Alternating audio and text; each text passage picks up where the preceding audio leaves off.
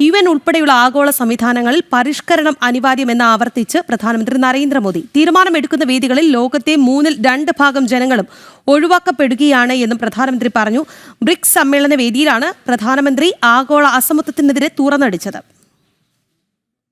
ആഗോള സംഘടനകളിൽ ലോകത്തെ 2/3 ജനസമൂഹം ഉൾപ്പെടുന്നില്ലെന്ന് പ്രധാനമന്ത്രി നരേന്ദ്രമോദി.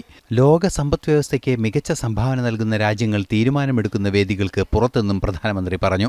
ഈ വിടവ് പ്രാതിനിധ്യത്തിന്റെ മാത്രം വിഷയമല്ല, അത്തരം സംഘടനകളുടെ സ്വീകാര്യതയുടെയും കാര്യക്ഷമതയുടെയും കൂടി വിഷയമാണ്. ഗ്ലോബൽ സൗത്തിനെ പ്രാധാന്യമില്ലാത്ത ഇത്തരം സംഘടനകൾ നെറ്റ്വർക്കില്ലാത്ത സിം കാർഡുമായി പ്രവർത്തിക്കുന്ന മൊബൈൽ ഫോണുകൾക്ക് തുല്യമെന്നും പ്രധാനമന്ത്രി പറഞ്ഞു. ബ്രിക്സ് സമ്മേളന വേദിയിലാണ് പ്രധാനമന്ത്രി നരേന്ദ്രമോദി ലോകത്ത് നിലനിൽക്കുന്ന അസമത്വത്തിന്റെ തീവ്രത വ്യക്തമാക്കിയത്.